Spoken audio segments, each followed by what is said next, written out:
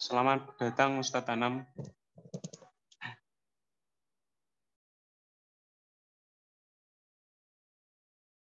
Oke, Waalaikumsalam warahmatullahi.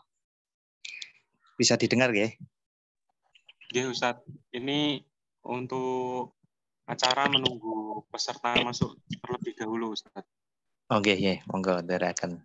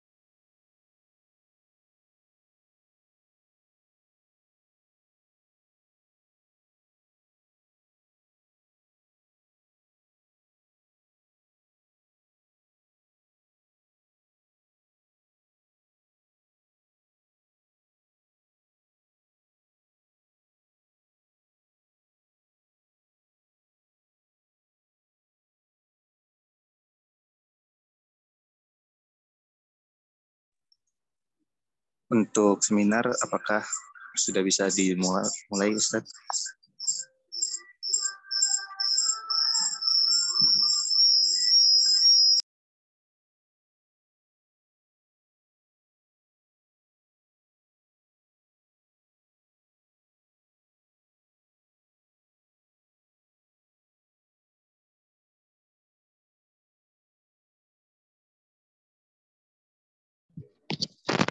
Oke, monggo dari akan.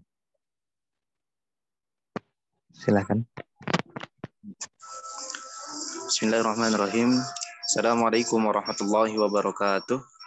Waalaikumsalam warahmatullahi wabarakatuh. Alhamdulillahi wa qadar dinal Mustafa wa ala alihi ahli sidqi wal wafa amma ba'du. Yang terhormat Semarang, Profesor Dr. Haji Imam Taufik MAG. Yang terhormat Kepala Desa Tlogomulyo, Kabupaten Temanggung beserta jajarannya. Yang terhormat Bu Eva Khairun Nisa, MSI selaku dosen pembimbing lapangan KKN MIT 14 kelompok 46, dan yang terhormat Syafanam MSI selaku pemateri pada webinar siang hari ini. Dan kepada teman-teman beserta hadirin beserta webinar pada siang hari ini yang telah menyempatkan waktunya. Pertama-tama puji syukur kehadirat Allah Subhanahu wa taala yang telah memberikan nikmat dan inayahnya kepada kita sehingga kita dapat berkumpul pada siang hari ini melalui webinar implementasi Gus Jigang. Yang kedua, salawat serta salam kita curahkan kepada baginda kita Nabi Agung Nabi Muhammad SAW yang telah dari zaman gelap dan zaman yang benderang. Sebelum memulai webinar pada hari ini, izinkan saya membacakan tata tertib webinar pada siang hari ini. Yang pertama, peserta diharapkan untuk menghidupkan kamera dan menonaktifkan audio atau mikrofon saat webinar sedang berlangsung. Kedua, peserta dilarang menuliskan hal-hal yang tidak berkaitan dengan pembahasan di kolom komentar. Yang ketiga, peserta yang ingin mengajukan pertanyaan pada sesi tanya jawab wajib menuliskan nama pada kolom chat Zoom dengan format nama_tanya. Yang keempat, peserta diperbolehkan untuk mengajukan pertanyaan dalam kolom chat Zoom atau mengaktifkan mikrofon pada saat sesi yang telah ditentukan. Kelima, link absensi akan dibagikan di akhir acara. Yang keenam, peserta wajib menaati peraturan yang berlaku. Selamat bergabung di acara webinar siang hari ini bersama kami KKN MIT 14 kelompok 46. Kemudian saya akan membacakan susunan acara pada siang hari ini. Yang pertama yaitu pembukaan, yang kedua sambutan dari Dewan dosen pembimbing lapangan,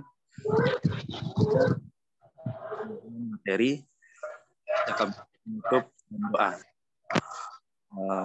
Mempersingkat waktu, maka kita mulai acara webinar pada siang hari ini.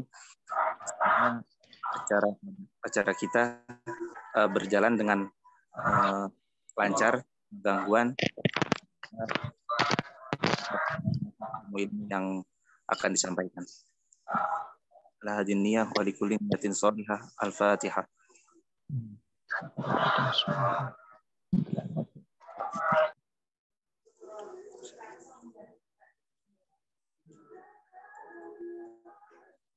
Amin. Acara yang kedua yaitu sambutan dari dosen pembimbing lapangan kepada Ibu Eva Khairun Nisa MSI. Waktu dan layar kami persilakan. Baik, terima kasih Mas Muhammad Izzuddin. Apakah suara saya sudah terdengar? Sudah, Bu. Ya. Terima kasih. Baik, bismillahirrahmanirrahim. Assalamualaikum warahmatullahi wabarakatuh. Waalaikumsalam warahmatullahi wabarakatuh. Alhamdulillah. alamin wa bihi nasta'inu ala dunya waddin wassalatu wassalamu ala asyrofil anbiya'i wal mursalin sayyidina Muhammadin wa alihi washabihi ajma'in amma ba'd. Yang saya hormati Bapak pemateri kitab webinar pada siang ini, Bapak Syariful Anam MSI, yang merupakan dosen Usuluddin Fakultas Hukum dan Usuluddin UIN Wali Songo Semarang. Nggih, assalamualaikum Pak, sehat Pak? Alhamdulillah, waalaikumsalam warahmatullahi wabarakatuh. Nggih, matur nuwun Pak. Nggih, sami-sami. Nggih. Kemudian yang saya hormati pula mungkin ada perwakilan dari desa Telogomulyo, Kabupaten Temanggung, dan saya banggakan teman-teman kelompok 46 KKN SMP 14 Wali Songo Semarang yang sekaligus panitia webinar pada siang ini. Lalu yang saya banggakan pula peserta webinar pada siang ini yang judul implementasi Gus Jigang sebagai bentuk dakwah rahmat Sunan Kudus. Alhamdulillah, kita bersyukur kehadirat Allah Subhanahu wa taala yang telah memberikan rahmat kesehatan kepada kita sehingga kita bisa berkumpul dalam webinar yang insya Allah barokah ini. Kemudian selawat serta salam kita sampaikan kepada Rasulullah SAW yang nanti kita syafaat nanti.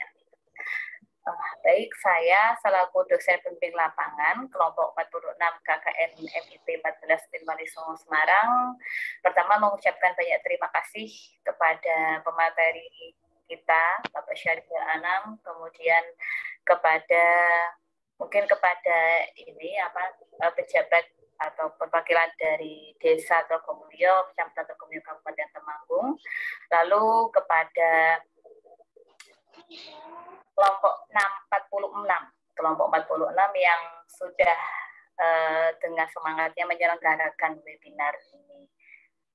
Kemudian yang perlu saya sampaikan, webinar pada siang ini merupakan webinar kedua yang telah dilaksanakan oleh kelompok 46 setelah kemarin mengusung mengenai tema ekonomi kreatif ya. Itu jadi yang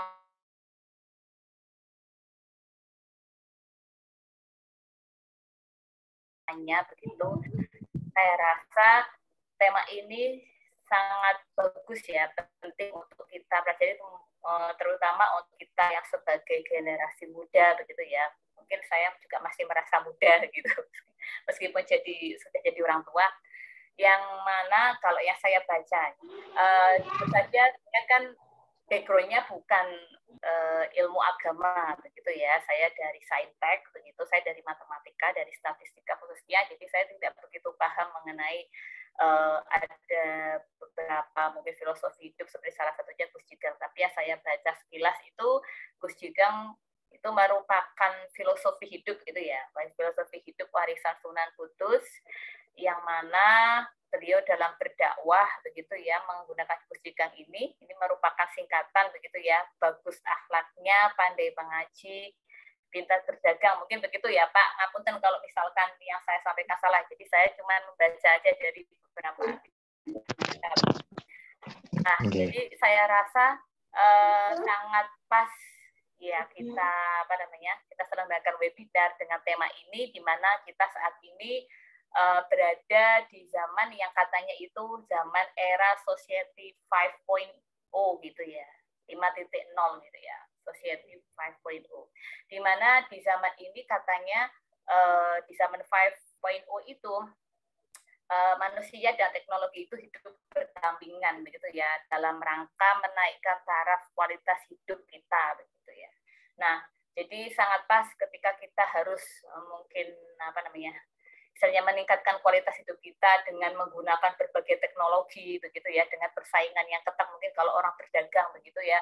Saya rasa sangat pas kalau kita mempelajari Gus Jigang ini begitu ya, kita membekali hidup dengan Gus Jigang ini agar selaras begitu, tidak. Jadi hidup kita itu on the track begitu ya, tidak menyimpang dari apa yang mungkin seharusnya di dalam.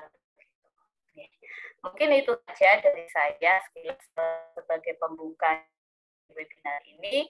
Jadi saya sampaikan kepada peserta webinar pada siang ini, selamat menikmati, selamat mengikuti webinar pada siang ini. Semoga apa yang kita dapatkan ilmunya dari webinar ini bisa bermanfaat dan benar-benar kita bisa mengimplementasikan di kehidupan kita. Begitu, terima kasih. Mohon maaf bila ada kesalahan.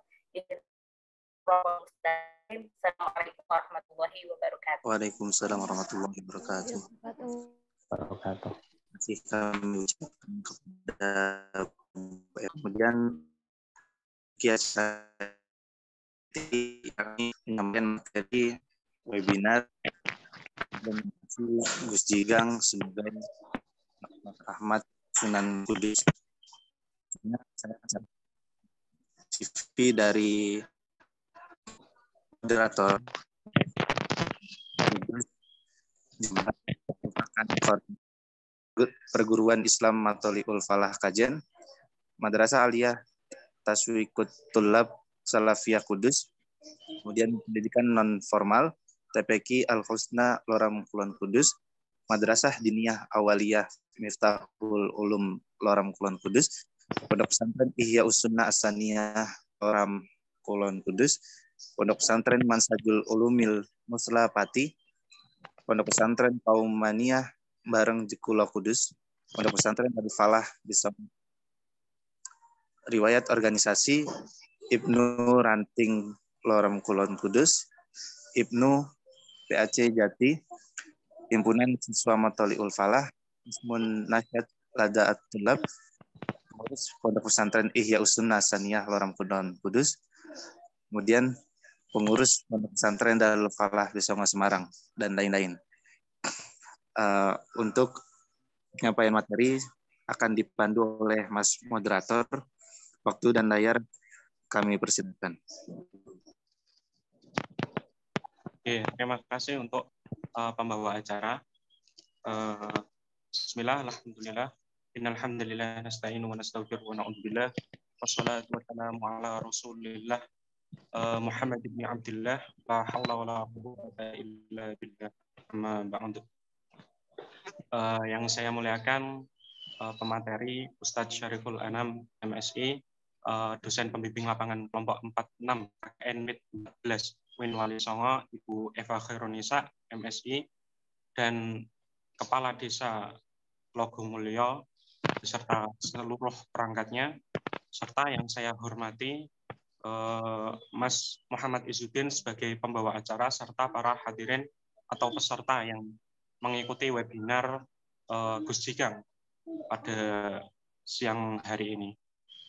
Nah, syukur serta sholawat tak lupa kita haturkan sebagai bentuk rasa syukur atas nikmat Allah yang telah diberikan kepada kita, seluruh kerahmatan, kenikmatan, sehingga kita semua dapat mengikuti acara webinar pada siang hari ini.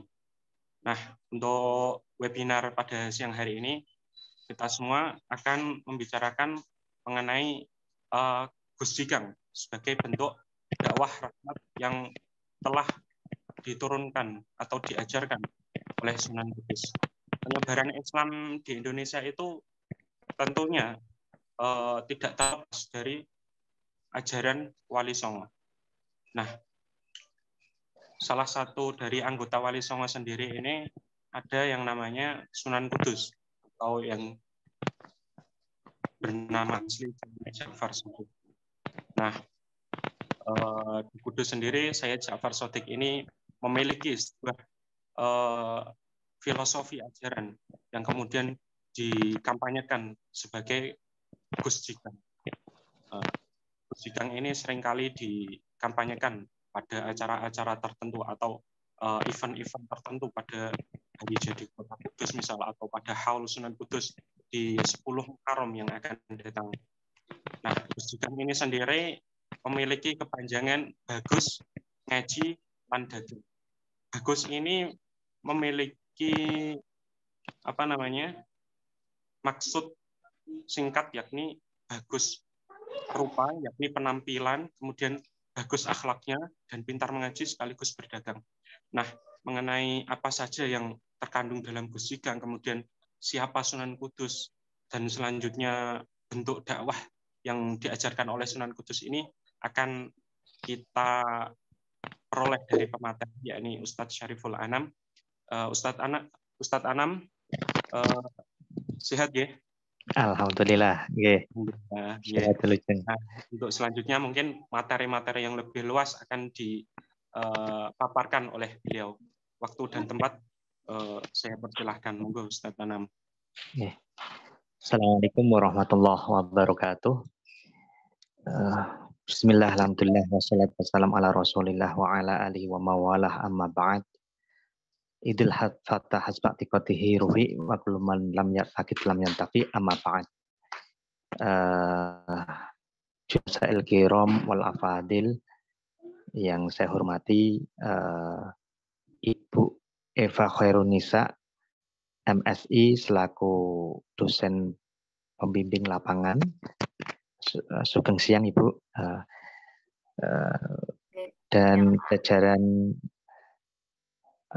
pemerintahan di Tlogo Mulyo atau di Kabupaten Solotigo, dan kemudian teman-teman KKN MIT 14 kelompok 46 yang berbahagia.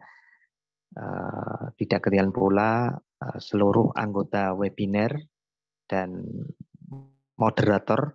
Ini Mas Syifa ya ternyata ya, tak kirain Mbak Syifa ini. Ya syukur alhamdulillah pada kesempatan kali ini saya bisa bersilaturahim, bersilatul ilmi, sharing bersama sedikit ya, kalau bahasa saya itu ngaji kepada Mbah Sunan Kudus gitu ya. Alhamdulillah kebetulan saya asli orang Kudus, kecil hidup di Kudus, kemudian setelah aliyah selesai, kemudian pindah ke Semarang gitu ya. Mungkin apa yang saya ketahui tentang nilai filosofi Gus Jigang, kemudian apakah ini sebagai filosofi atau memang mode of reality. Jadi cara realitas masyarakat Kudus dalam menyongsong hidupnya itu ya merupakan tipologi Gus Jigang itu, atau sebagai the way of life daripada tipologi masyarakat Kudus itu. Nah, maka untuk mengetahui itu, saya kira kita harus flashback sedikit mengenai sairah datiyahnya Sunan Kudus gitu ya. Yang mana itu tidak bisa lepas daripada sairah datiyahnya Sunan Kudus. Nah, yang kita ketahui bahwa Sunan Kudus ya tadi udah dipaparkan oleh moderator Mas Syifa gitu ya, bahwa Syekh Ja'far Shadiq itu merupakan salah satu wali songo gitu ya, atau sunan. Nah, sunan itu sebetulnya julukan daripada ada yang mengatakan susuhunan. Jadi susuhunan itu adalah orang yang orang terhormat yang kira-kira menjabat gitu ya, menjabat kala waktu itu kalau tidak salah pernah menjadi seorang Syekh Imam Masjid Agung Demak yang keempat, atau setelah itu ketika pada masanya Sultan Trenggono beliau juga pernah diangkat sebagai seorang qodhi. Nah, seorang qodhi atau artinya pejabat publik lah kira-kira gitu, pemerintahan.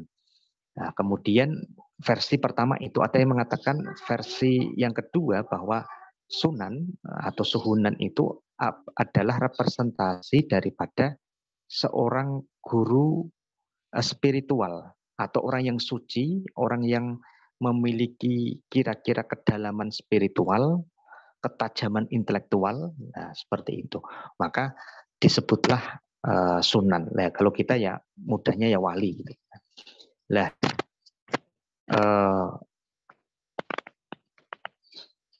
peran dan napak tilas Wali Songo itu kira-kira terjadi pada abad kurang lebih abad 19 sampai abad 15 gitu ya.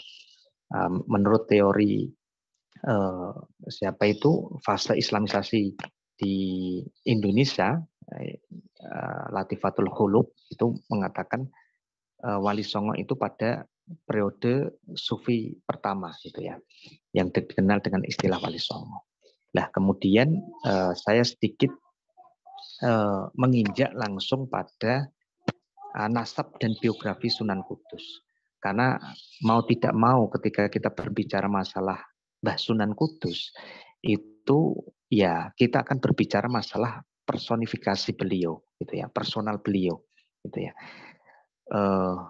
Ketika saya membaca di dalam buku Atlas Wali Songo, nah ini memang Mbah Sunan Kudus ini ada banyak versinya.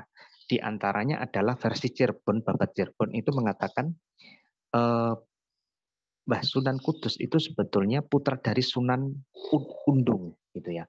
Yang mana Sunan Undung itu merupakan putra dari saudara Sultan Mesir, adik dari Rara Dampul gitu ya. Nah ini nanti silahkan bisa dibaca sendiri secara lengkapnya. Nah kemudian singkat cerita keduanya ini siapa tadi Sunan Undung ya, kemudian sama Rara Dampul tadi pergi ke Cirebon bertemu Syarif Hidayatullah. Syarif Hidayatullah itu yang nantinya menjadi Sunan Gunung Jati, yang mana beliau ini merupakan sepupu daripada ya Rara Dampul tadi. Nah, setelah mereka menyarankan ya setelah bertemu Syarif Hidayatullah, kemudian Syarif Hidayatullah itu tadi menyarankan siapa itu Sunan Undung ya pergi ke Ampel Denta. Ampel Denta itu ya wilayah Sunan Ampel sana, daerah wilayah Sunan Ampel sana untuk berguru kepada Sunan Ampel. Nah, akhirnya beliau menjadi murid Sunan Ampel dan ada yang mengatakan satu versi seperti itu dan menjadi salah satu murid Kinasih, dan akhirnya beliau dinikahkan oleh cucunya Sunan Ampel yang namanya Syarifah itu. Ini versi pertama atau yang dikenal dengan Nyi Ageng Manila gitu ya.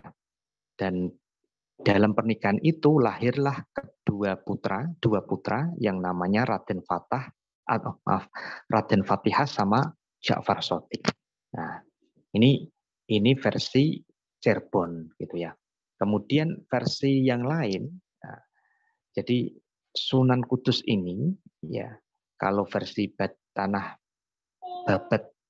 Jawa itu bermula dari Syekh Usman Haji. Ya, Syekh Usman Haji itu merupakan bapak daripada Sunan Kudus.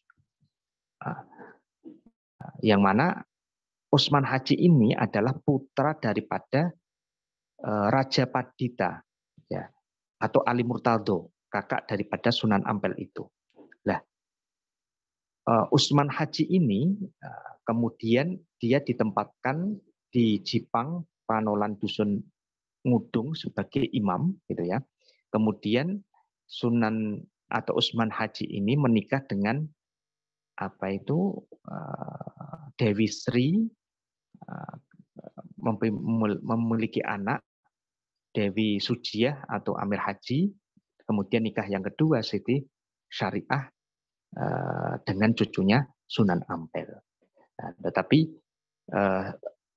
ini nanti kalau dirunut silsilahnya ya memang ada sedikit perbedaan bahwa sebetulnya yang mana yang betul. Tetapi kalau dari silsilahnya itu memang ada kontroversi. Ada yang mengatakan versi pertama, yaitu tadi siapa itu Haji Kang Sunan Undung itu Kaji Usman. Ya, yang kedua Usman Haji. Nah, dalam versi ini kemudian menjadi perdebatan gitu ya. Asal mula duriyah daripada Sunan Kudus itu. Tetapi memang ada titik temu di antara ya keturunan ketiga ya turunan ketiga itu. Ini dari sisi nasabnya, gitu ya.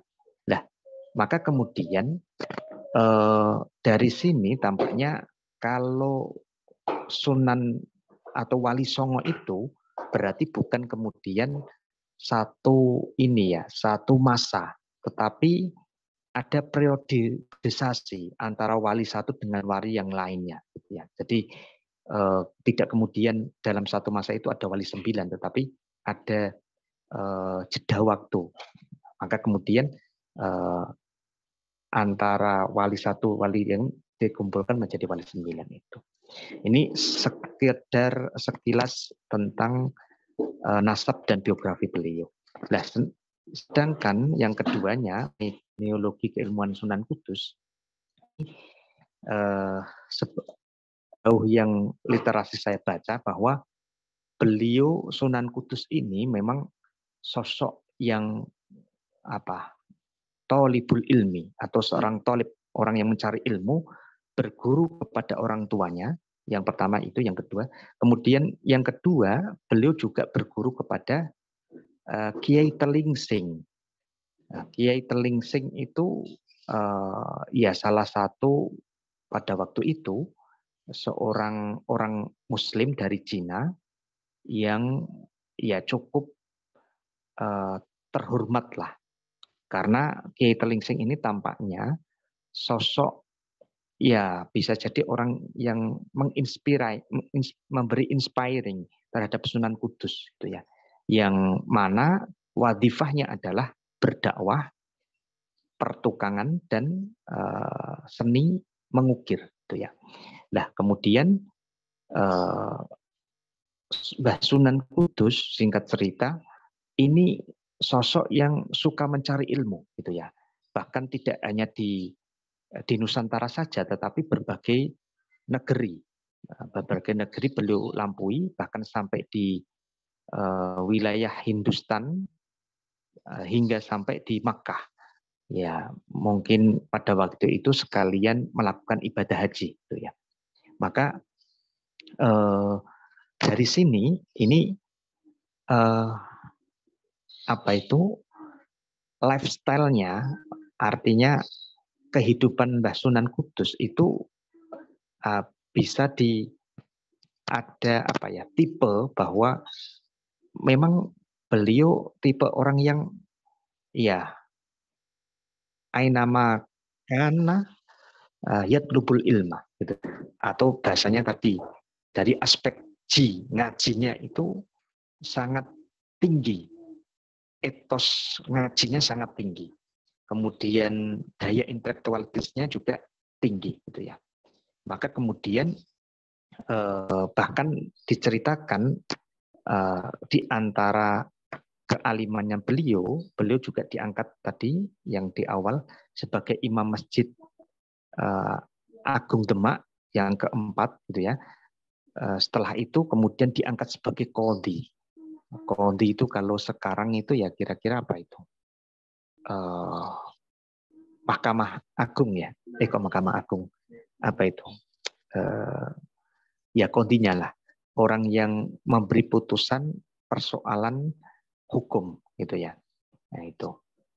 Nah, di dalam dakwahnya tentu saja beliau karena bagian daripada Wali Songo, ya tentu saja menerapkan aspek-aspek yang bisa diterima, karena dakwah di Kudus itu hampir tidak ada ekses negatif yang dia lakukan, apakah itu pertumpahan darah atau peperangan. Bahkan suatu riwayat diceritakan suatu ketika dia melakukan dakwah kalau tidak salah atau mencari ilmu ya. Kemudian dia tersesat di wilayah Kudus. Kemudian karena dia tersesat, maka dia tetap berjalan terus mengikuti alur jalan sehingga dia menemukan gemuruh sapi, gitu ya, gemuruh sapi, yang mana gemuruh sapi itu dia ikuti, akhirnya sampailah pada jalan keluar, artinya tidak tersesat lagi.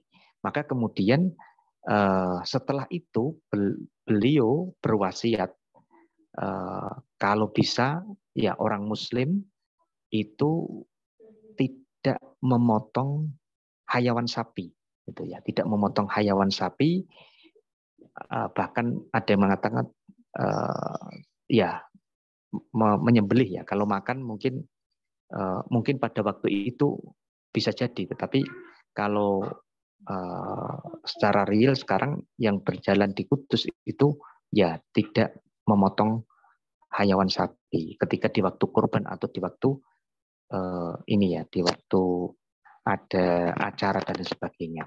Maka kemudian disinilah bentuk apa itu akulturasi budaya, yang mana pada waktu itu daerah Kudus mungkin masih banyak pemeluk agama Hindu, yang tentu saja ketika tidak mengambil strategi seperti itu ya akan ya sedikit banyak memberi pencederaan atau memberi istilahnya menyakiti hati para pemeluk agama Hindu gitu ya. Karena orang Hindu itu kan memuja-muja sapi, padahal di dalam agama Islam sapi itu hayawan yang min jinsil bahaim atau al-an'am yang jelas halal untuk disembelih maupun dimakan. Tetapi karena bagian dari bentuk berjasanya sapi tadi yang memberi jalan dari tersesatnya Mbah Sunan Kudus, akhirnya beliau mewanti-wanti kepada umat Islam atau pada dzurriyyahnya untuk melestarikan atau bertoleransi kepada pemeluk agama Hindu atau tepatnya sapi itu ya. Maka ini saya kira bagian daripada proses dakwah yang adaptif dan akulturasi gitu ya, yang tidak kemudian frontal arogansi diperlihatkan oleh Mbah Sunan Kudus gitu kan. Nah, selain itu Mbah Sunan Kudus juga dalam berdakwahnya juga melalui pendekatan budaya sebagai bentuk jalur seni ya, budaya atau seni. Buktinya apa? Buktinya di dalam wilayah Kudus itu banyak rumah-rumah khas Kudus yang ukirannya juga ya khas gitu loh, khas Kudus dibanding model-model yang lain gitu kan. Makanya kemudian dulu ketika dia berguru kepada Kiai Telingsing juga seorang yang penukang dan seni ukir gitu kan, maka dari sisi itu pun Mbah Sunan Kudus melanjutkan. Bahkan ada satu riwayat suatu saat itu Kiai Telingsing itu sedang gusar, merasa sudah sepuh gitu kan, kepingin ada penerus apa yang menjadi wadifah yang ia lakukan. Maka dia kemudian istilahnya kalau orang Jawa itu tingak-tinguk gitu ya. Tingak-tinguk itu ingak-inguk gitu kan.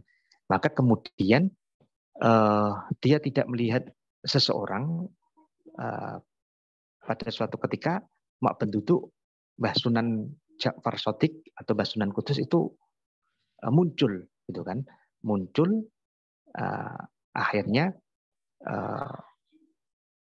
beliau bercengkrama, berdiskusi dan berwasiat untuk melanjutkan apa yang menjadi wadifahnya Mbah Sunan Telingsing itu.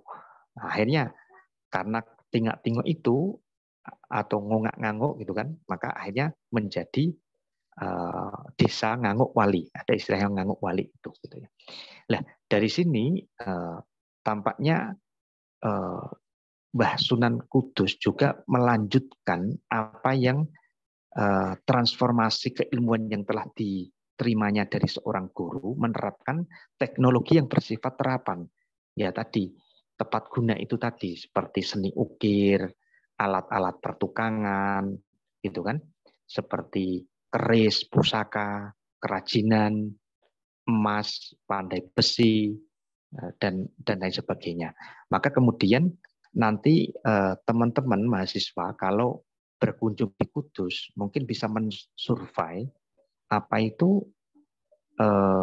bangunan-bangunan rumah khas Kudus itu memiliki spesifikasi tersendiri, gitu ya, memiliki spesifikasi baik ukirnya maupun desainnya yang itu khas daripada Kudus. Nah ini bagian daripada dakwah Mbah Sunan Kudus itu sendiri, dari perkembangan arsitekturnya, arsitek bangunan maupun rumah khas Kudus itu, gitu ya. Terus selanjutnya, nah itu bisa dilihat di bangunan masjidnya dan sebagainya itu, sehingga dari kondisi sosial masyarakatnya Kudus pada waktu itu ya terdapat multi agama, kemudian multi budaya. Nah, maka ini melakukan adaptasi dan akulturasi budaya yang ada, gitu ya.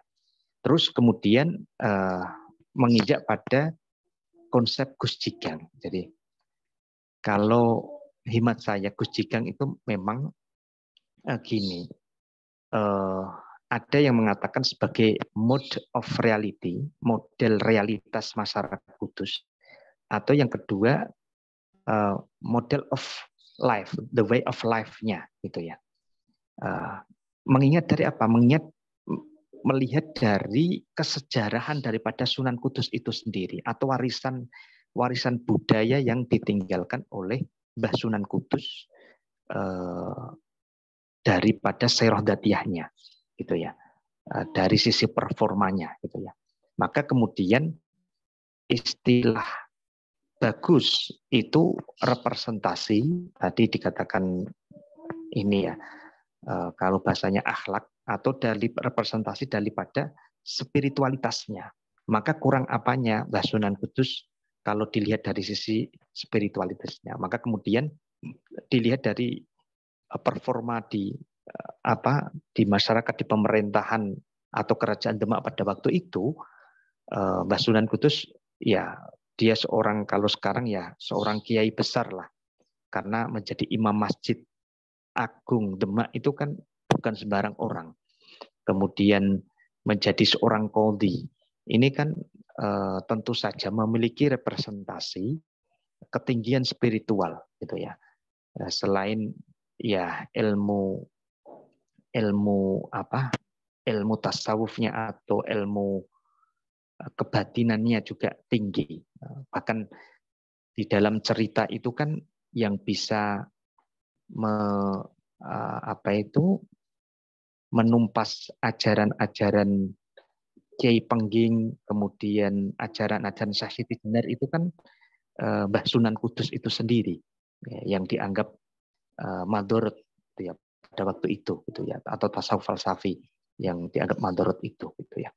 Kemudian ngaji, ya, ngaji ini kalau tadi dari Sirah Nabawiyahnya itu ya tadi representasi etos tolabul ilminya yang tidak berhenti, artinya long life education, gitu ya, yang kita bisa lihat dari kesejarahan beliau dalam melakukan musafir dalam mencari ilmunya, gitu ya. Dan ini tidak lain adalah sebagai implementasi daripada ajaran agama Islam. Falaula nafara min kulli firqatin liyatafaqahu fiddin, gitu ya. Artinya ini bagian dari implementasi ajaran agama Islam itu sendiri, yang menerapkan bahwa orang itu ya harus dibekali daya keilmuan, daya intelektualitas yang bisa menjadikan guide, menjadi guidance kita, menjadi pembimbing kita, mana yang benar, mana yang salah, mana yang baik, mana yang tidak baik, gitu ya. Kira-kira seperti itu. Nah, kemudian yang ketiga adalah dagang. Gang itu berdagang atau sisi entrepreneurship gitu kan. Ini menunjukkan apa? Bahwa seorang pribadi muslim itu harus memiliki kemandirian ekonomi, kemandirian dalam hidupnya gitu ya. Yang ditopang dengan cara berwirausaha atau kasbuliyat kira-kira gitulah. Atau seorang entrepreneur gitu ya. Karena ketika dia ibarat kalau entrepreneur itu saya ibaratkan dapurnya ya. Maka kalau urusan dapur itu selesai ya, maka itu bisa menopang untuk melakukan ngaji tenang, berdakwahnya juga tenang gitu ya. Maka kemudian ini harus menjadi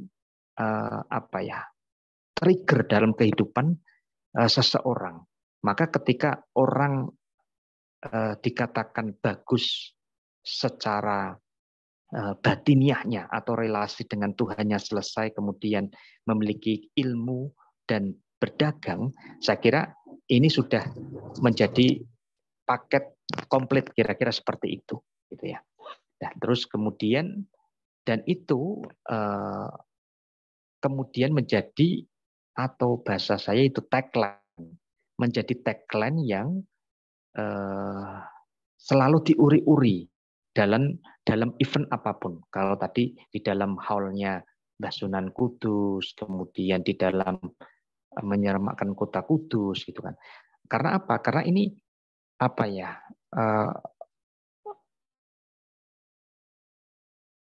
view local view gitu kan, local wisdom gitu kan, pandangan hidup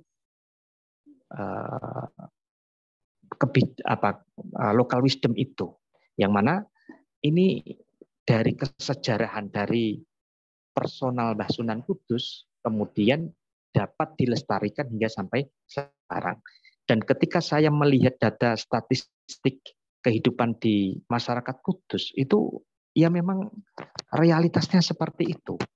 Nah, contoh misalnya, saya ambil misalnya kalau dari data sisi spiritualitas, sisi apa itu tadi, bagus ya, bagus.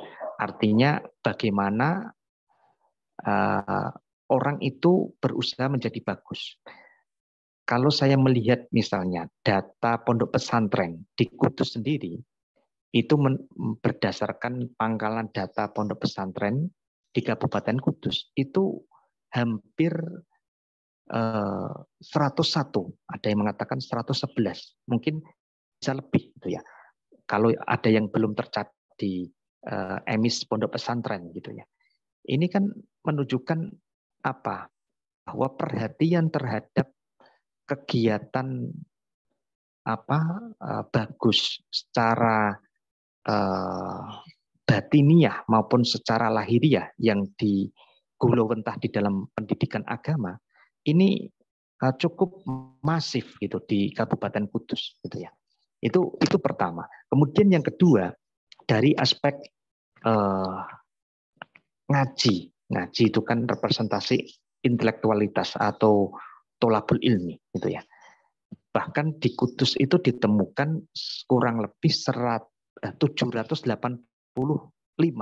lembaga di Kabupaten Kudus, baik yang negeri, swasta, yang sudah terdaftar maupun yang belum. Nah, sebagai contoh misalnya,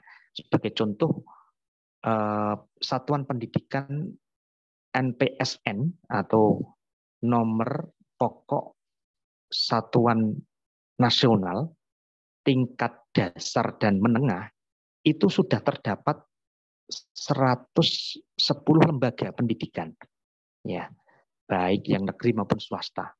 Ini menunjukkan apa? Bahwa tagline ngaji yang representasinya sebagai intelektualitas itu tidak hanya omong kosong, tetapi sudah terbumikan dengan bentuk usaha-usaha atau berdirinya lembaga-lembaga pendidikan itu. Nah, kemudian yang terakhir soal dagang gitu ya. Nah, ternyata ini saya ambil data statistik di Kabupaten Kudus 2001, itu jumlah usia 15 tahun ke atas yang bekerja menurut lapangan usahanya itu ternyata banyak sekali. Ya, misalnya di sektor primer, pertambangan, pertanian dan lain sebagainya itu 28.723 yang bekerja gitu ya di sektor primer.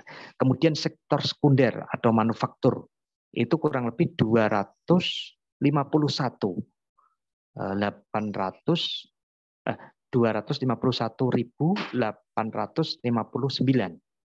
Nah, itu sektor sekunder.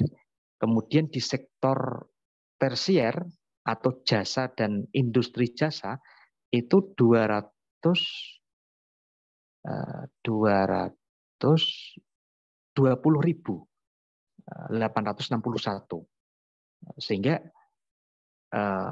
jumlah total kesemuanya itu hampir 501.443 yang melakukan lapangan usaha di tahun 2021. Ini menunjukkan apa? Bahwa memang tagline itu ya tidak hanya sekedar tagline, tidak hanya sekedar ya the way of life, tetapi memang model realitasnya seperti itu. Maka saya kira ini bisa menjadi inspirasi kita bahwa kalau kita kepingin menjadi orang sosok yang berkarakter dan berkemandirian, maka ya minimal punya 3 komponen ini harus kita kuatkan, gitu ya, supaya benar-benar selain terlebih-lebih orang Kudus ya menjadi pribadi yang unggul dan memiliki kompetitor atau mampu munafasah dengan perkembangan dunia 5.0 gitu ya, kira-kira seperti itu. Nah, inilah mungkin sekedar pengantar dari saya. Nggak tahu nanti mudeng atau mubeng gitu ya. Semoga dia bisa mudeng gitu ya. Saya kira itu sedikit pengantar, sehingga untuk mengimplementasikan ya lagi-lagi bagaimana kita bisa survive, memiliki kapabilitas diri baik dalam aspek intelektualitas, aspek spiritualitas maupun aspek entrepreneurship dalam bentuk apapun, gitu ya, dalam bentuk apapun. Saya kira itu, Mas Moderator. Mungkin nanti bisa dilakukan diskusi. Terima kasih untuk materi Ustadz Syariful Anam. Sebelum kita lanjut ke acara diskusi, saya mohon maaf, mungkin saya punya hutang sama teman-teman panitia. Saya lupa untuk membacakan CV dari pemateri. Nah, untuk CV pemateri mungkin akan saya bacakan terlebih dahulu. Nama beliau Ustadz Syariful Anam MSI, tempat tanggal lahir Kudus 9 Januari 1984, alamat Jetak Wedung, Demak. Pekerjaan beliau pada saat ini menjadi pengajar atau dosen di UIN Wali Songo Semarang di Fakultas Usuluddin dan Humaniora. Nah, nomor telepon yang mungkin menghendaki untuk mengkontak beliau yakni 081 709 932 50. Email beliau lsyarif@walisongo.ac.id. Nah, riwayat pendidikan beliau untuk formal yakni MI, MTS, MA. Beliau dalami di Madrasah Tashwiqut Tholab Salafiyah Kudus. Kemudian beliau menamatkan perguruan tinggi di S2 Pasca Sarjana UIN Wali Songo Semarang, dan pendidikan non formal beliau yakni di Pondok Pesantren Raudhatul Muta'allimin, nggih Ustaz. Pondok Pesantren Ma'ruf Arsyad. Pengalaman organisasi yakni Pergerakan Mahasiswa Islam Indonesia Rayon Usuluddin dengan jabatan koordinator LPSAP, kemudian menjadi ketua Senat Fakultas Usuluddin dan Humaniora Universitas Islam Negeri Wali Songo Semarang, Wakil Sekretaris 1 Pengurus Pusat Mahasiswa Ahli Thariqah An-Nahdiyah, kemudian menjadi anggota dari Lajnah Idarah Aliyah dari Jamiah Ahli Thariqah Al-Mu'tabarah An-Nahdiyah. Nah, moto hidup beliau yakni ini unik ya. Beliau mengambil sebuah syair, Idil Fatah Hasba'i Tiqodih Rufi' wa kullu man lam ya'taqid lam yantafi, yang artinya kurang lebih yakni derajat seorang pemuda itu diukur dari keyakinannya, dan bagi siapapun yang tidak yakin maka tidak akan bisa mengambil manfaat. Ini nasihat untuk teman-teman yang merasa masih muda ya. Nah, kemudian pesan beliau mengambil sebuah hadis, burru aba'akum taburrukum abna'akum wa ifau ta'afu nisa'akum, yakni kurang lebih isinya mengenai nilai bakti kepada orang tua, sehingga hidup kita mungkin akan bermanfaat. Selanjutnya mungkin untuk sesi diskusi kita tiga pertanyaan terlebih dahulu. Mungkin kalau yang ingin bertanya bisa mengaktifkan mikrofon, kamera, dan atau bisa lewat chatroom atau lewat WA group. Nah, mungkin untuk sesi pertama saya buka terlebih dahulu.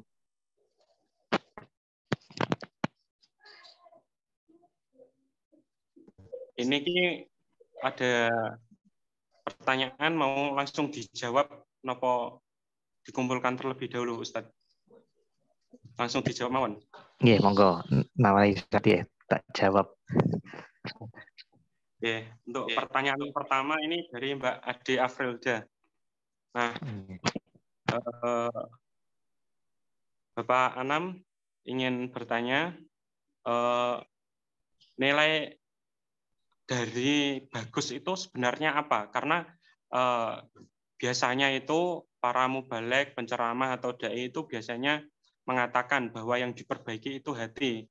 Karena sesuai kata Imam Al-Ghazali itu terlihatlah buruk atau biasa saja di depan orang lain, namun di dalam hati atau di dalam diri itu terlihat baik di depan orang lain.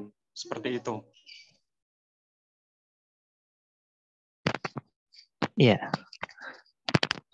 Iya, terima kasih Mbak Afrilida.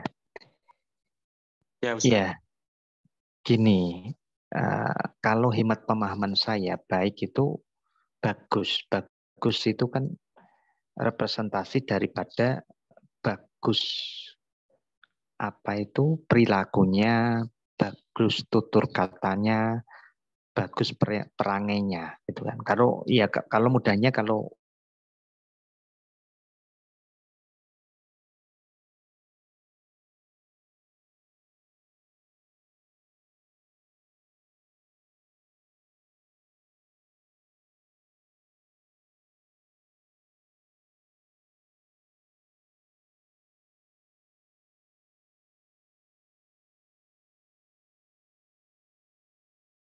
tertanam di dalam diri, ya, yang muncul keluar tanpa ada didahului berpikir maupun berangan-angan.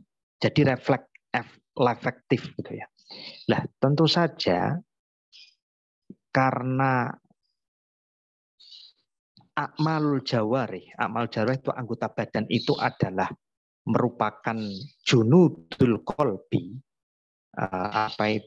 pasukannya hati, maka kemudian yang dimaksud bagus itu sebetulnya seharusnya itu ya berawal dari hatinya dulu. Orang baik itu ya baik hatinya. Karena apa? Karena al-batin tadullu ala dzohir, gitu ya. Amal yang baik itu amal batin itu amal batin az-dzohir tadullu al batin. Amal yang dohir itu merupakan representasi daripada yang batin. Maka kemudian orang kalau berpura-pura baik di depan orang, kemudian setelah di belakangnya kemudian madu-madu, misuh-misuh atau bahkan mencaci maki, itu sejatinya bukan orang baik gitu ya. Orang baik itu yo ndok ngarepe, orang ndok ngarepe tetap baik gitu ya.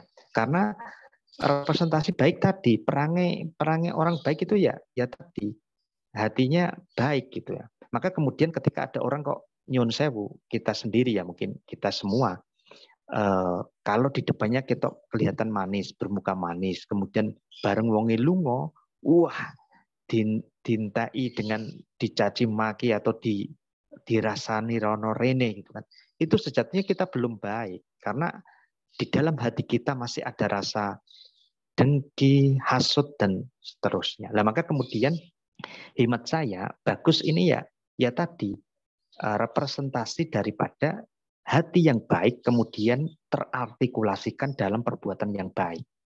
Maka kemudian yang dicontohkan oleh siapa itu Mbah Sunan Kudus itu kan luar biasa bijaksananya. Cerita-cerita yang dialami oleh Mbah Sunan Kudus gitu kan. Singkat punya cerita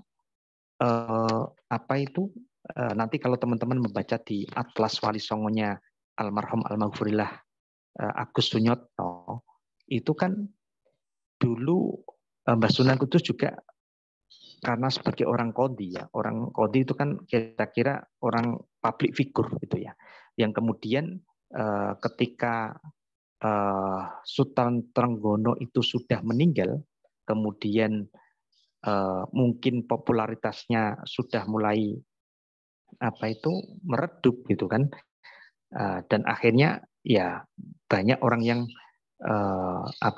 bahasanya tidak berkenan dengan Sunan Kudus, maka Mbah Sunan Kudus pun tidak begitu bereaksi gitu ya, tidak begitu bereaksi, yang hanya kemudian melakukan perpindahan yang awalnya tinggal di Demak kemudian pindah hijrah atau uzlah di Kudus gitu ya. Ini kan representasi bahwa dia konsisten dalam kebaikan sekalipun tidak melakukan melakukan attack counter terhadap lawannya dengan melakukan hujatan-hujatan itu gitu ya. Nah, maka hemat saya kalau memang jadi orang baik itu ya all out gitu loh. All out itu orang usah tanggung-tanggung. Yang pertama itu ya hatinya dulu gitu kan. Maka kalau hati ini sudah baik, maka insya Allah apa yang terartikulasikan di anggota badan kita itu pasti baik. Nah, makanya kemudian nanti kalau Mbak Afrida membaca kitab Kimyatus Sa'adah ya, itu bahwa hati itu sebagai raja. Raja itu kalau rajanya baik, maka prajuritnya juga akan baik. Tapi kalau rajanya tidak baik, ya prajuritnya akan menjadi tidak baik. Artinya geting, maka mulutnya akan keluar wong iku opo, nah, mesti ngomongnya sing eli-eli. Pandangannya juga ketika memandang pada orang yang benci, dia akan berpandangan sinis dan seterusnya. Nah, maka bagus ini ya hemat saya ya, pemahaman saya tentang konsep ini ya bagus dohirun wa batinan. Tetapi dohir itu bisa bagus kalau batinnya itu bagus. Ya, saya kira itu. Oke. Dan Mbak Ade Afrilda, apakah sudah cukup atau masih ada pertanyaan? Nah, sudah Bapak, terima kasih. Oke, sami-sami. Oke. Nah, untuk pertanyaan selanjutnya ini dari Mbak Farisa Setianastiti. Ini ada pertanyaan. Nah, tadi Ustadz menyebutkan bahwa dakwah Rahmat Sunan Kudus ini terbukti dari cara dakwah beliau dan kemudian runut sejarah beliau yang tidak pernah menumpahkan darah. Namun tetapi dalam beberapa literatur sejarah saya baca itu bahwa beliau itu pernah beberapa kali melakukan kekerasan, yakni ketika penghakiman terhadap Mbah Mutamakin, kemudian penghakiman kepada Syekh Siti Jenar. Nah, itu bagaimana menurut Ustadz Syariful Anam itu sendiri? Oke. Iya, iya. Memang gini, hemat saya dalam konteks ini kekerasan itu dalam konteks melakukan perlawanan yang mana perlawanan itu menghasilkan ekses negatif, gitu ya. Lah, kasusnya Mbah Sunan Kudus kepada Syekh Siti Jenar itu saya kira memang ada banyak versi. Ada yang mengatakan tidak kemudian dibunuh secara secara mukotalah gitu ya. Tetapi ada versi yang menceritakan bahwa Syekh Siti Jenar itu hanya dilukai di sisi sikunya. Kemudian sisi sikunya, kemudian istilahnya kena pengapesane, akhirnya meninggal gitu ya. Dan itu berdasarkan perintah titah penguasa pada saat itu. Karena beliau sebagai pernah menjadi panglima perang ya, panglima perang juga sebagai qadhi gitu kan. Sehingga istilahnya menjalankan misi kerajaan lah, misi negara gitu ya. Sehingga konteks kekerasan ini jangan diartikan sebagai kekerasan yang memiliki ekses negatif, tetapi ya menurut saya ya sebagai bentuk tindakan preventif, attack counter gitu ya, attack counter yang bertujuan daf'ul mafasid gitu ya, menolak keburukan-keburukan terhadap terhadap sosial masyarakat yang pada waktu itu mungkin belum siap untuk menerimanya. Nah, dalam konteks itu, Mas. Oke. Untuk Mbak Farisa, bagaimana? Aktif apa enggak ini kameranya? Mbak Farisa kameranya mati. Oke. Mungkin cukup. Nah, ini ada pertanyaan selanjutnya dari Mbak Rusmiati. Nah, jadi begini, dalam kisah-kisah yang diberikan, saya pernah membaca dari salah satu sejarawan Islam. Namun beliau paham dari orang-orang NU terutama. Itu katanya bahwa kisah Sunan Kudus itu merupakan kisah palsu karena tidak mungkin ketika seseorang ingin menjalankan akulturasi agama, tetapi orang itu malah mengikat sapi di pelataran Masjid Kudus. Padahal di India sendiri bagi orang-orang Hindu di mana sapi itu disucikan, sapi itu malah dibiarkan bebas berkeliaran. Apakah kisah-kisah dari Wali Songo terutama Sunan Kudus ini fiktif atau bagaimana, Ustadz? Gimana tadi mengikat sapi di pelataran masjid? Jadi intinya Mbak Rusmiati ini bertanya bagaimana mengenai kisah-kisah Wali Songo ini, karena kelihatannya kalau didalami secara sejarah menurut sejarawan Islam yang di luar Ahlus Sunnah, mungkin di luar orang-orang NU, menurut Mbak Rusmiati ini seperti tidak masuk akal akulturasi yang digunakan oleh para Wali Songo ini. Itu pendapatnya Bapak Syariful Anam bagaimana? Iya, memang kan kalau dilihat dari aspek agama, ya, memang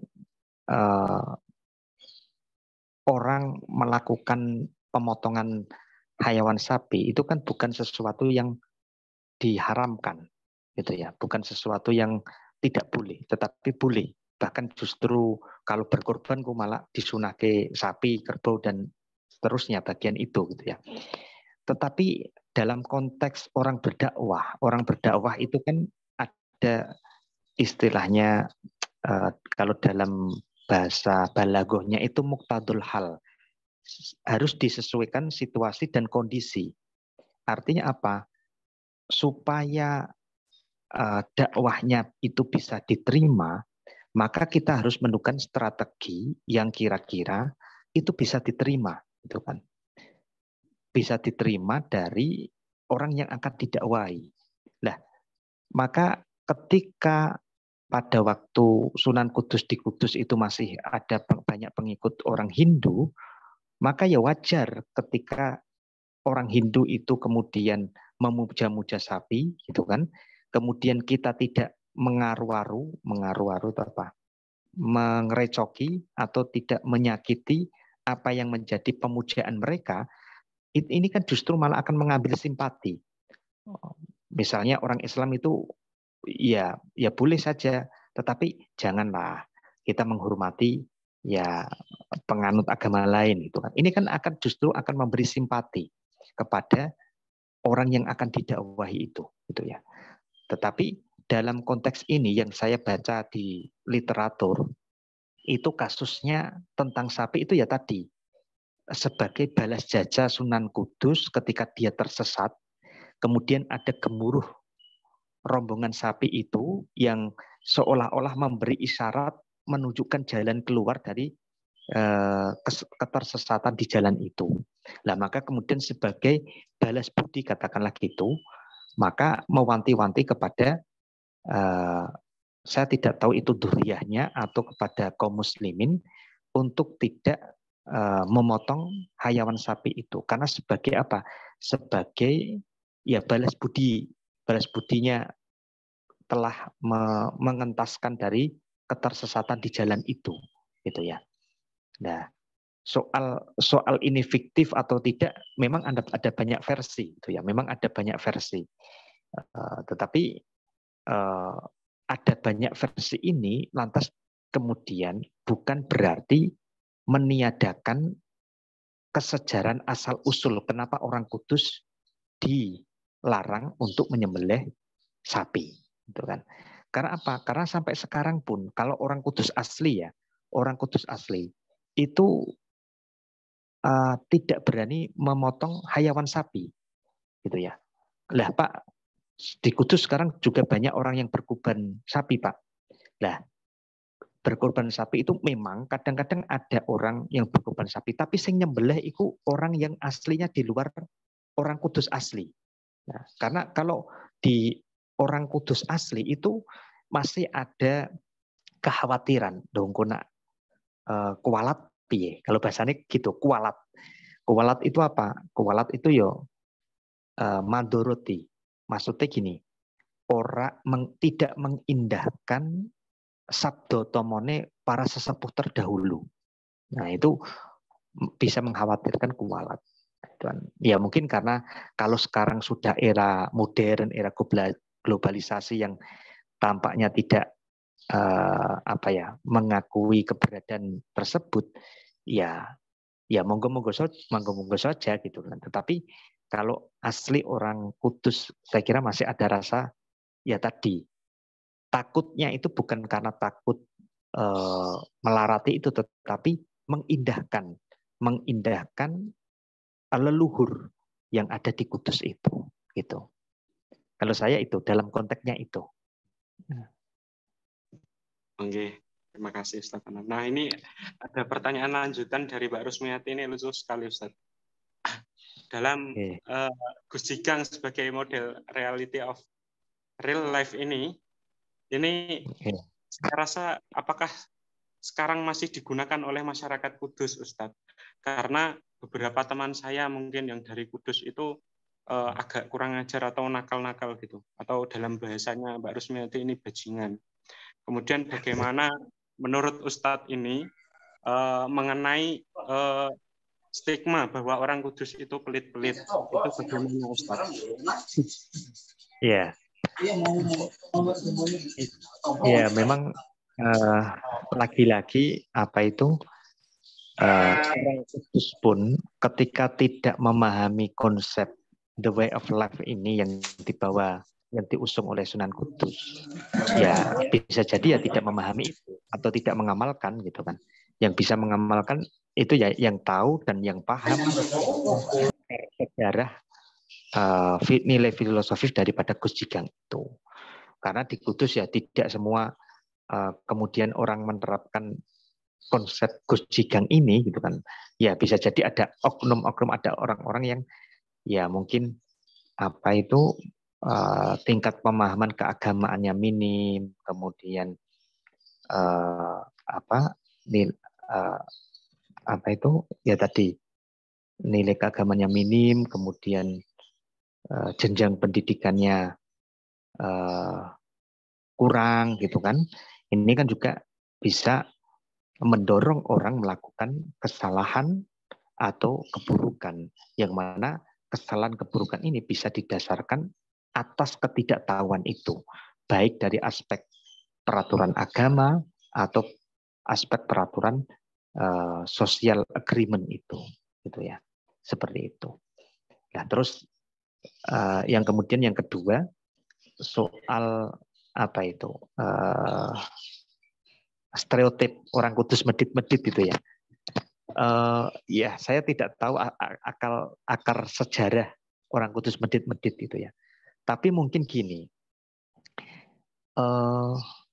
kalau menilai apalagi stereotip ini dialamatkan pada orang Kudus Kulon. Orang Kudus Kulon itu apa? Orang Kudus yang sekitar menara itu. Mungkin gini, pemahaman medit itu gini ya. Jadi kalau melihat letak penataan rumah orang Kudus Kulon itu kan orangnya tertutup, ya, dibatasi oleh tembok-tembok yang besar, gitu kan. Nah, mungkin dari sini ini ada anggapan bahwa ya tidak ada keterbukaan, kemudian tidak ada istilahnya apa itu sapa menyapa, kemudian ya hidup yang seolah-olah tertutup gitu loh. Nah, mungkin dari situ mungkin, atau mungkin kenyataannya memang ya orangnya tidak mau apa itu berbagi atau apa, ya bisa jadi. Tetapi akar sejarah daripada stereotip orang Kudus medit itu saya juga belum tahu, gitu ya. Seperti itu. Cukup lucu ya, gitu, Mbak Rusli. Putusnya agak tergelitik ini. Nah, mungkin menambah ya Ustadz mengenai stereotip orang Kudus medit-medit itu. Kebetulan kakek saya ini kan orang Kudus Kulon. Nah, saya ini namanya Mbah Abdul Wahid. Itu saya pernah tanya langsung sama beliau. Bagaimana? Karena ketika saya mondok di Kajen itu, saya sering dibully lah istilahnya sama teman-teman saya bahwa orang Kudus itu medit-medit dan lain. Itu saya tanyakan pada kakek saya, itu beliau menjawab gini, bahwa stereotip asal mulanya itu ya karena yang selain yang jenengan sebutkan tadi, itu dulu di Kudus Kulon terutama itu jadi toples jajan orang-orang Kudus Kulon itu di mulut itu kecil-kecil. Jadi ketika akan mengambil itu nggak bisa begini. Hanya kayak gitu. Allah alam sih tadi. Oh gitu, iya ya. Ya bisa jadi, bisa jadi. Bisa jadi. Itu kalau dari aspek ini ya jajan gitu ya. Oh ibaratnya orang jajan itu kalau bodoh kan sangger dipendet, tapi ikut dijiuk kok angel itu kan berarti kan pendet. Iya iya. Mau alam itu cuma gurauan kakek saya atau gimana ya. Nah, untuk Mbak Rusmiati bagaimana? Apakah sudah cukup?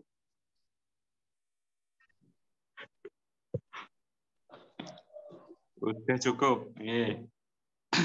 Nah, mungkin untuk diskusi kita cukupkan mawon nggih, Ustadz Anam. Iya, monggo.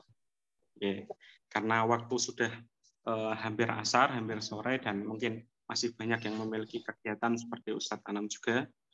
Mungkin tidak banyak yang dapat saya simpulkan karena pemaparan Ustadz Anam yang begitu banyak, mulai dari biografi, kemudian hingga pemaparan mengenai dakwah rahmahnya Sunan Kudus itu, sehingga sampai pemaparan mengenai makna dari tringulasi atau trilogi Gus Jiggang itu. Jadi Gus Jiggang itu merupakan representasi dari ajaran agama Islam yang kemudian dibawakan secara unik atau secara khusus oleh Sunan Kudus sebagai reality atau real of life dari warisan Sunan Kudus yang kemudian diwariskan kepada masyarakat Kudus dan orang-orang Islam di Indonesia tentunya. Nah, mungkin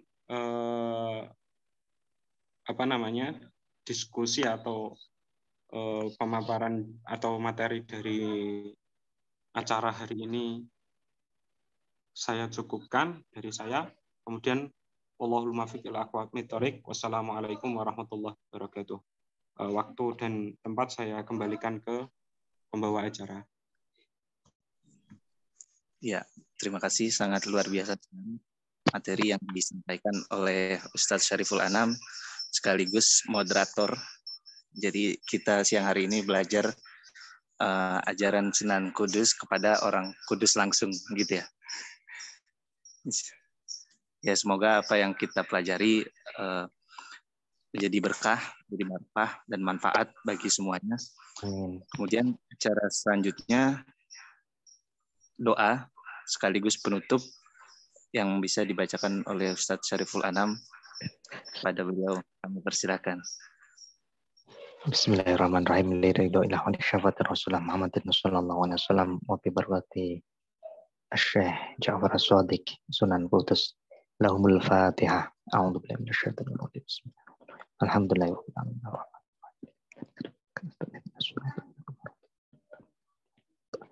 Bismillahirrahmanirrahim. Alhamdulillahirabbil alamin. Hamdan na'imin hamdan syakirin hamdan yufi ni'mal kafi mazidah. Ya rabbana lakal hamdu kama yanbaghi li jalali wajhika wa sultanika subhanaka wa ta'ala an kam asna kanta tataradu wa lakal hamdu taradita wal hamdu badarido. Allahumma shalli ala sayyidina Muhammad qad hilatuna adrikna ya Allah ya Rasulullah. Allahumma rabbal hayli wal haram rabbal masy'aril haram rabbal baitil haram wa rukni wal maqam ablikna li sayyidina wa maulana Muhammadin minna tahiyyata wa salama wa razukna ziyarata qabri nabiyil Mustafa Muhammadin sallallahu alaihi wasallam qablan tawaffa. Allahumma a'inna ala dzikrika wa syukrika wa husni ibadatik. Allahumma arinal haqqa haqqan warzuqna ittiba'ah wa arinal batila batila warzuqna ijtinabah.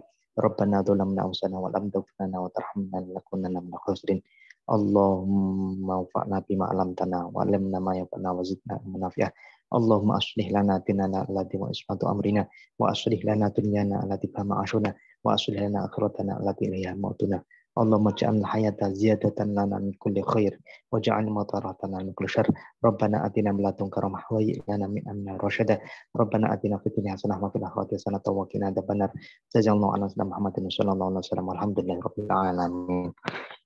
Kurang lebihnya mohon maaf, apa yang saya sampaikan semoga bermanfaat dan kita bisa mengambil ibrahnya. Wallahu muwaffiq ila aqwamit thoriq. Wassalamualaikum warahmatullahi wabarakatuh. Waalaikumsalam warahmatullahi wabarakatuh. Sebelum ditutup, mungkin ada dokumentasi yang akan dipandu oleh Mbak Dika Ayu. Untuk para peserta, silakan menghidupkan kamera. Dalam, Mas? Silakan Mbak. Ya.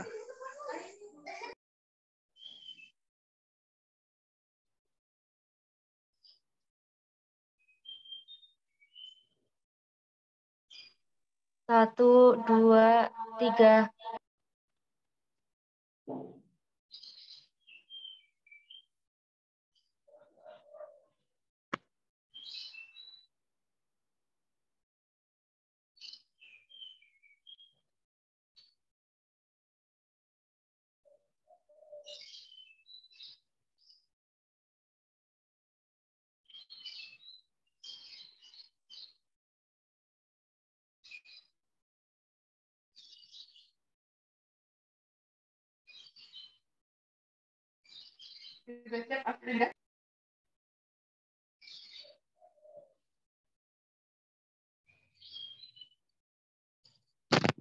Sudah?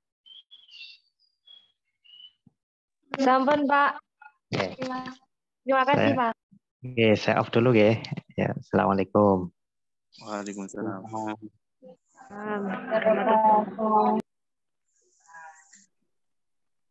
Baik, saya selaku pembawa acara pada siang hari ini, apabila banyak kesalahan saya mohon maaf. Wabillahi taufik wal hidayah. Assalamualaikum warahmatullahi wabarakatuh.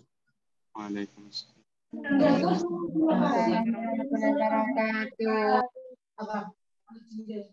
Cantika.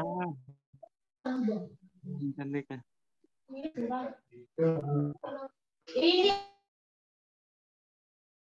Hai Harbi.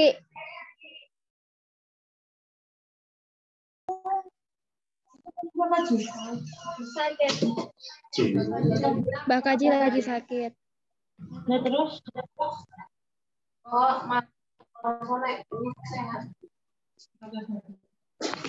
Bisa ya nanti.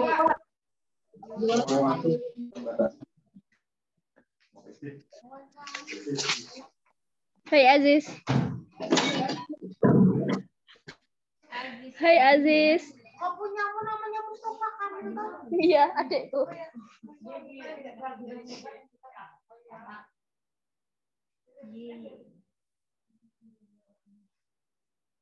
Hehehe.